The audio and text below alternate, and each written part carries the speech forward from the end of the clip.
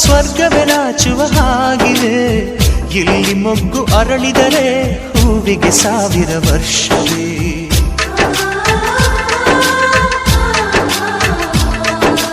ಕಣ್ಣೆರಡು ಇರಬಹುದು, ನೋಟಗಳೊಂದೇ ಅಲ್ಲವೇ?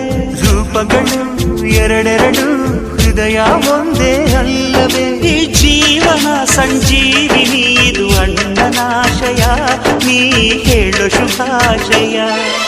ನಮ್ಮ ಮನೆಯಲ್ಲಿ ದಿನವೂ ಮಿರುಗೋ ಚೈತ್ರವೇ, ಬೆಳದಿಂಗಳ ಈ ಪ್ರೀತಿ ಕರಗಲು ಸಾಧ್ಯವೇ?